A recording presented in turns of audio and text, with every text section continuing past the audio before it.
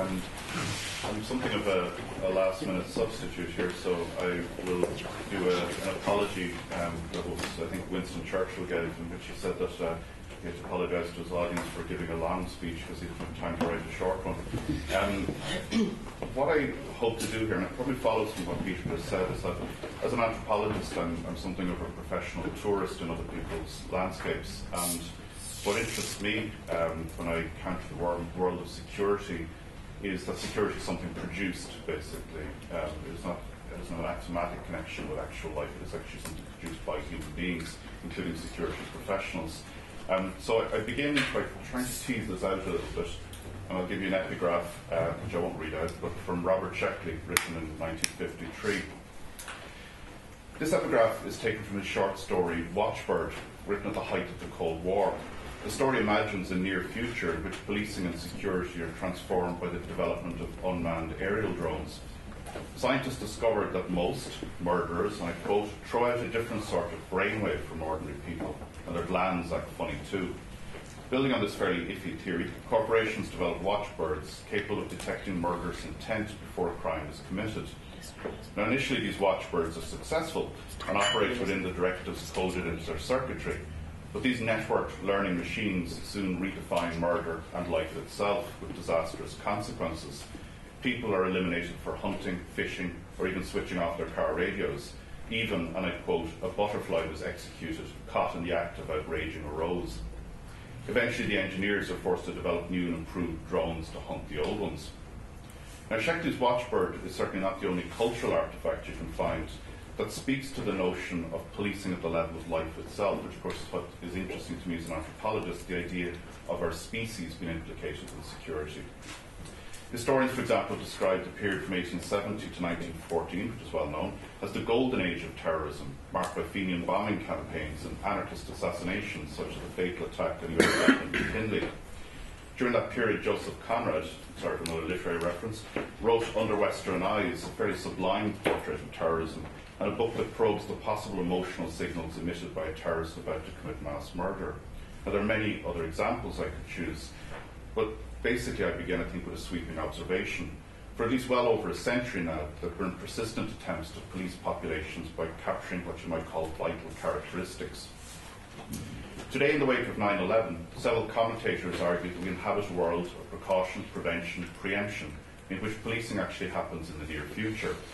In the US in particular, we see a phantasmagoria of real and imagined threats, coalescing in the image of the unknown and fanatical terrorist, armed with a never-before-seen weapon and prepared to sacrifice his or her own life in order to cause the maximum harm.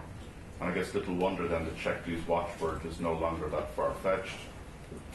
Today, attempts to police populations by capturing vital characteristics tend to privilege technology, the newer the better. Take one interesting example from the area of threat detection. I'm sure many people are aware of this. For several years now, the University of Arizona has been experimenting with lie detection technology, resulting in a prototype avatar, or automated virtual agent for truth assessments in real time. Again, as probably well known, in 2012, Frontex and the Royal Dutch Military Police facilitated a trial of the technology with 14 Schengen states. Avatar seems to hold promise, though we may not be dealing with the promise of high-tech solutions, but high-tech solutions offering substitutes for investment in human resources. We may also be dealing with technological fetishism. As one research participant, a US-based security officer whom I spoke to with 20 years of experience, said, the government in the US is no longer very interested in skills or training. These days, he said, and I quote, the government wants a box you can plug in anywhere that gives you a green light and a red light. So if it's possible to generalise and say that for over a century now there have been persistent attempts to police populations by capturing some sort of vital characteristic or another, it's also possible to say that from the very birth of modern policing onwards, there's an often grudging recognition that policing requires investments, apprenticeships, skills, experience, and some would probably say talent. Some social scientists have dismissed this entire area, however.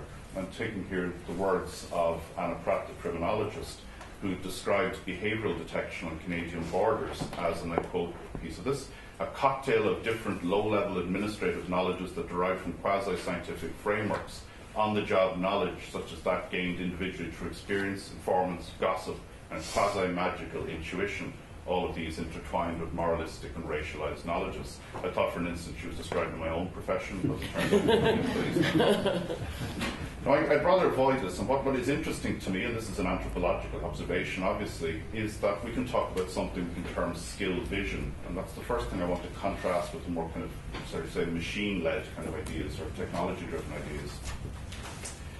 And I want to put a caveat to this, which is that it's in fact important to remember the cultural history again of these things. The early detective types who actually created modern policing, let's take for example Eugene Francois Vidocq, the founder of the Sûreté, or the first ever private eye, Alan Pinkerton.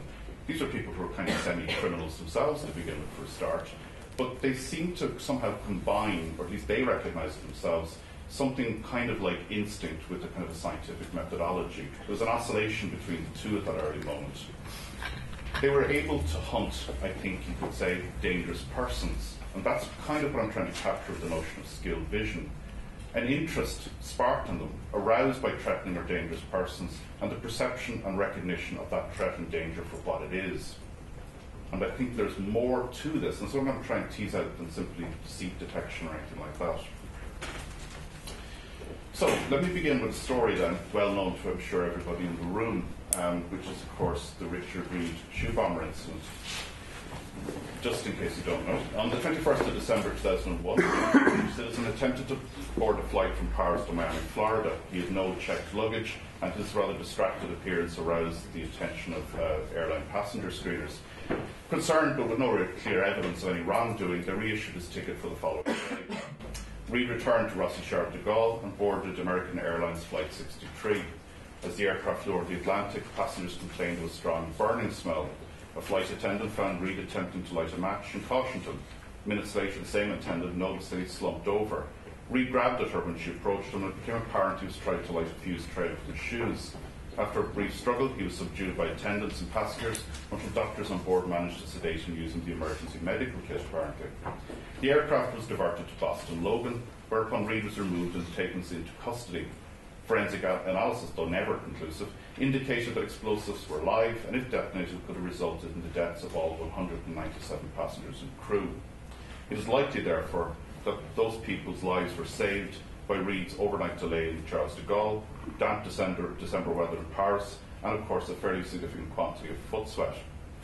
Now, commentators in the international media immediately puzzled over this incident and continue to. Had security measures actually worked, at least by delaying Richard Reid? Or was this to be understood as a failure, inevitably following through with more tough talk and the inevitable inconveniences of purely performative security theatre? What interests me, though, is the reactions within inside the world of counter-terrorism particularly. As soon as Reid began his attack, Boston Logan, of course, was put on high alert. And among the people who was on duty that day, a very senior individual, I'm a bit kind of cautious about how I talk about this, because the individual in question is actually very, very well known. He's something of a self-publicist and a very interesting individual. So I'm going to call him Peter, because that's his name. At one point he stood a few feet from Reid, and I'm not quoting him directly or anything like that, but this is roughly what he said to me. He said, "Here is the real thing. A terrorist with a never-before-seen weapon was prepared to die in order to cause the maximum loss of life. But existing screening methods, he began to realise, were fixated on suspicious objects and identities, things out of place, documents not in order, arrangements of persons and things. But Reid was the problem, and not his passport or his shoes. How could you truly identify Richard Reid? What kind of person was he?" He recognised that an important security measures, such as necessary to standard document issues, for example, would never penetrate far enough. Identity is not your name, he said. It's the content of your mind, it's your belief, it's your intent.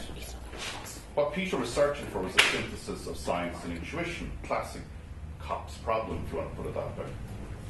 Now, he spoke to the incident commander, and they discussed basically some sort of modification of airports' narcotics interdictions, twisted, I guess, for counter-terrorist purposes. Now, he realised early on, he said to me, that it was a question of trial, it was a question of thinking. And he described actually going to Barnes and Noble and reading an awful lot of anthropology books, which is kind of what interests me about this. What was interesting to him particularly was the idea that you could simply do something as a layer of security that would have no immediate downside, but might work off the notion of simple detection or abnormal behaviour detection. Now, most people, I presume, in the room are familiar with the systems that emerge, and it's certainly not my place to talk about them in great detail. But systems such as behavioral assessment screening system, the TSA's a little bit more controversial SPOT system, and there are many others. Israel, of course, has its own set of systems as well. Now, I guess what I want to do is not tell you the details of that, because I guess it's not my place, but actually to start to tease out some of the things that culturally happen within it that I find very, very interesting. A little bit of background though first. I guess if I was to risk kind of definitions just as a professional tourist here, I'd say that abnormal behaviour detection, which is increasingly popular around the world, aims to detect, disrupt, and deter potential terrorists, one would hope, very mindful of the anti-terrorist legislation, privacy and civil liberties. Security officers, of course, would study things like historical patterns of terrorism, look at issues around counter-surveillance, botched acts, reconnaissance, etc. And general preparedness, of course, is part of the entire scene. But the question is always around these systems is how do you detect an unknown suspect? How do you see into the kind of quality of the individual? And of course, again, we all know the plain problem is that of numbers. And I'm sorry for talking about airports here. I know that there's questions about security in a broader sense. But airports such as, for example, Heathrow have 65 million passengers on in 2010 alone. But what is known, for example, in such places, these kind of vital systems airports basically, is that they're places of crowds with baselines. They're machines for producing certain types of normal behaviour. Abnormal behaviours then become a question. Clusters of characteristics, mental effort, memory, stress, emotions, all of the things we're all going through trying to get here today. But here's the layer of the problem, and it's a philosophical one can detect. I reach for a philosopher I hope nobody's ever heard of, called George Kangelheim, who once famously said, an anomaly is not an abnormality. The crucial point being is that what level are you training the gaze on a species kind of level? How can you detect abnormal behaviour that are not the anomalies of vital life, abnormal behaviours that indicate maleficence? Now, immediately people turn to, and this is my anthropological problem, they turn to deceit detection. The suggestion that most people have no better really than chance kind of ability to detect deceit. Indeed, in fact, the studies of police officers have shown that they're no better or worse than members of the public at detecting deceit. But the notable exceptions do exist. Paul Ekman and O'Sullivan's study of the US Secret Service revealed that they're in fact highly skilled at deceit detection. And Ekman, particularly the agent Paul Kelly, have kind of coalesced their efforts here together to suggest that what is being detected is essentially microfacial expressions.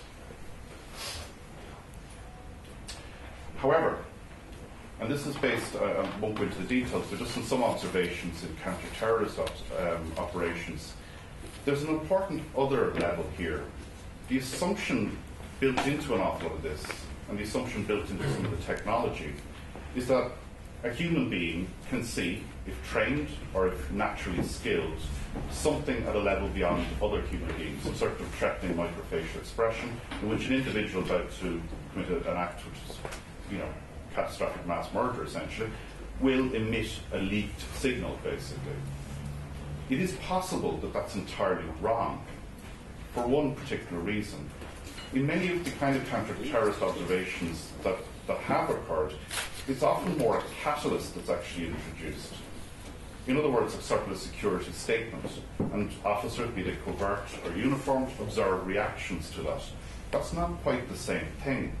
I just want to pick out something that several people in a couple of different jurisdictions said to me, that they've often noticed a situation, and security professionals here might either agree or disagree with me, in situations where they're observing crowds, where they find the gaze returned, an individual looks back at them, and when they're questioned, it turns out that they're sometimes members of the security service, or ex-members, or members of the military.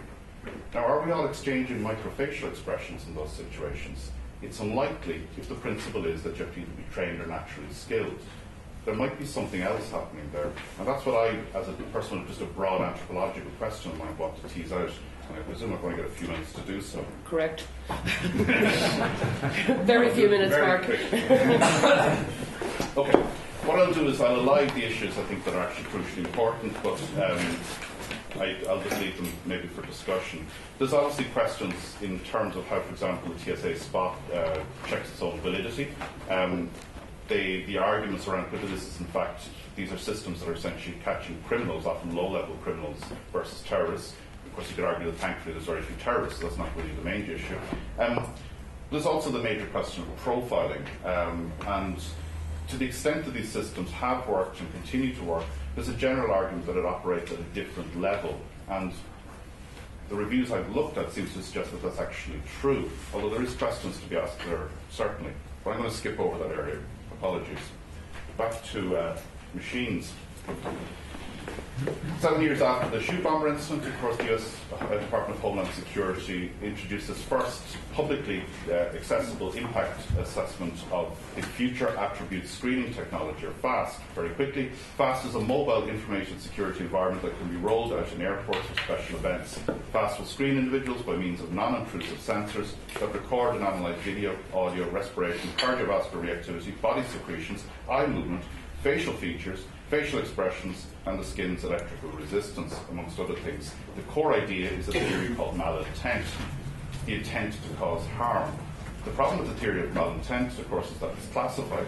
So it's a little bit like 17th century alchemy. You only see the results, you don't see the experiment. And that is a very difficult issue to actually discuss or even research.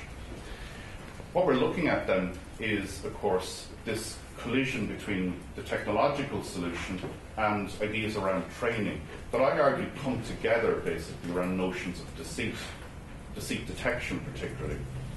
So I'm going to finish with just 2 points. Well, actually, 1 point and then a whole series of points. Sorry, Seth. That's not 2, is it? It's not 2. No, it's good, Seth. What I want to finish with is just to say, if we do look at deceit detection literature critically, Paul Ekman is, of course, the person who's lending scientific credibility to a lot of this, based on an entire lifetime of research. His research begins, of course, as an interlocutor of Charles Darwin, lovely image, and a dialogue with my discipline of anthropology. When he read Darwin's expression of emotions, he turned to the anthropologist Margaret Mead and he said, "Are human facial expressions universal?" Margaret Mead said, "No, they're not." Her husband at the time, Gregory Bateson, kind of said maybe, and he had an exchange with Paul Ekman in which he argued, very close to the kind of idea that I'm trying to tease out here, that what we're dealing with is not facial expressions as immediate indicators of emotion, but rather what he would term an ecology of mind, the exchange of key symbols, basically, which people respond to affectively. Bateson, of course, went on to lead the foundation of cybernetics, and Ekman never really got to follow up with that argument, instead isolated it down to deceit detection. There's a broader discussion to be had there. Cy will kill me if I don't move on. So just as an accidental tourist in the landscape of security, let me just suggest that there's a couple of things that one can observe as an outsider. Deceit detection promises credibility, but we cannot freeze-frame reality. This man, of course, is being electrocuted. That's why he has that facial expression. It's an experiment we're not allowed to do anymore. Sadly. Hunches. Hunches, not here. Hunches seem to be probably less to do with deceit detection and more to do with reactions, affective reactions to symbolically loaded catalysts. And that area of research has not actually been developed. So, if we need to understand the key symbols and the reactions they provoke, we need to do so precisely in jurisdictions, cultures of suspicion, and institutions in which skilled vision emerges. And I think Europe is precisely the place in which that research will actually emerge, because it's fragmented. Instead of the above, we may be entering a world of expensive, fetishized technological solutions to real but often imagined problems. And therefore, just to finish, my question would be, are training programs actually sufficient in that sense? Spot, for example, catches a lot of criminals, like I said, but are crime and terrorism sufficiently related to say, well, so what? So I want to end by suggesting that in the footnotes of the contemporary approach, both technological and in terms of apprenticeship and training, we find a whole series of problems that we probably need to reopen, and we have the opportunity to do so, I think, in Europe now. Thank you.